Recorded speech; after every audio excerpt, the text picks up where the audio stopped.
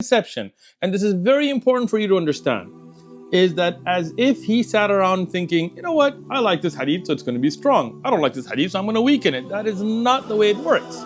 Alhamdulillah wa salatu salam ala rasulillah. We are back with my favorite segment, my favorite content ever, book unboxings.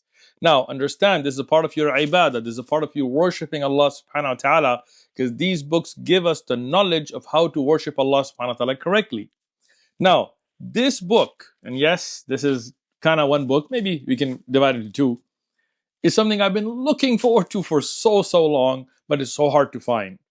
It is an amazing work and a no doubt must have for every student of hadith. If you really want to study hadith sciences and ilm rijal and narrators and weak and strong and understand that, this is a must have.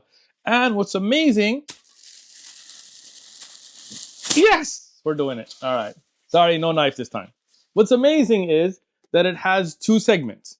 So one is the ahadith as-sahiha. These are the authentic ahadith. And then there is the ahadith al-da'ifa wa mawdu'a, what is the weak and fabricated ahadith. So it's like the blue pill, red pill. But the blue pill, I don't know if in the movie which one it is, but the blue pill is the sahih. And the red pill here are the weak ones. What's amazing is this is not put together as one book. This is the work of the great scholar, may Allah have mercy upon him, Shaykh Nasruddin Al-Albani. He worked tirelessly over years and years and years, checking different books of hadith and putting together his work and classifying weak and strong. Now, a misconception, and this is very important for you to understand, is that as if he sat around thinking, you know what, I like this hadith, so it's going to be strong. I don't like this hadith, so I'm going to weaken it. That is not the way it works. And this is why this work is so important. He didn't give his own ratings. He looked at the works of the early scholars of hadith and he found their gradings and collected that together in this work and then explained why he thought a hadith is authentic based on the ratings of the early scholars. Or if he thought a hadith was weak, he explains why it's weak, which early scholars of hadith weakened the narrators or the textual defects and so on. He gives that beautiful explanation across this work.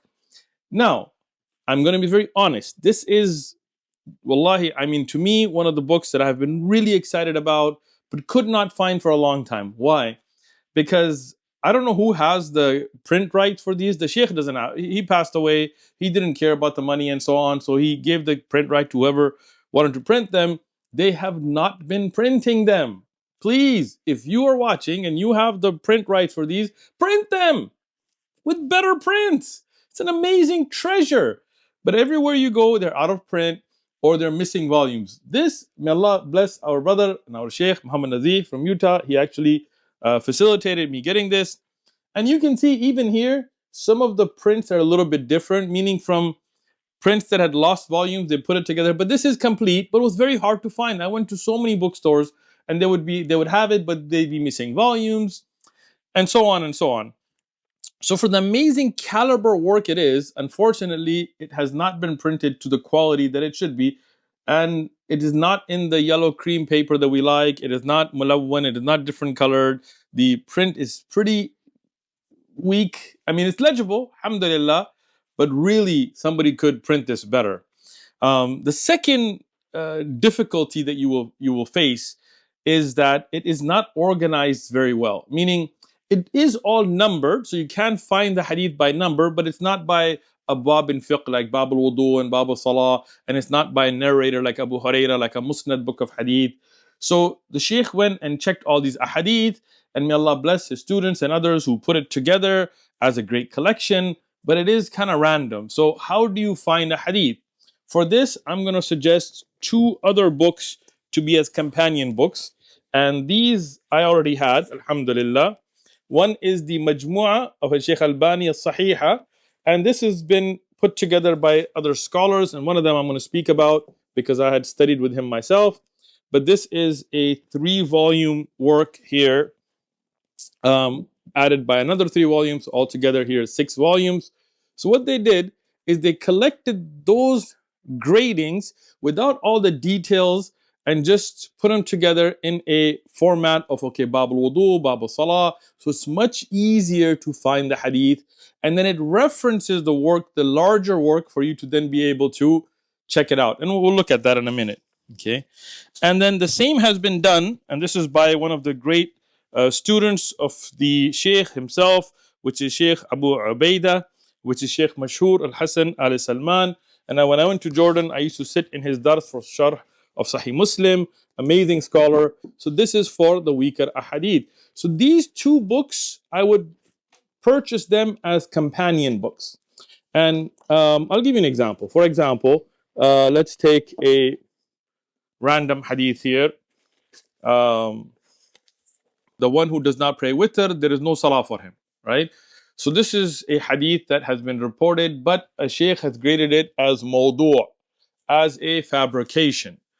And what the hadith here, it's a fabricated hadith, but what it means is the one who does not pray witr, then there is no prayer for him, which is to try to overly emphasize the importance on witr. Now, the hadith is just given the grading in this work. It just says mawdu'. So some people think, oh, Shaykh Al-Albani just thought it was mawdu' for himself. No.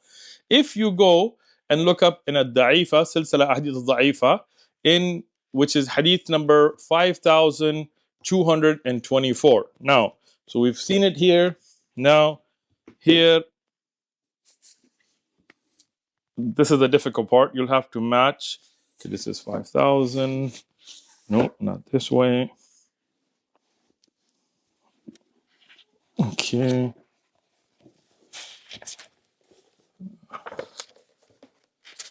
So, yeah, this should have it. It'll take some work. So 5,311. So we're going to go backwards. We can go and check. Okay.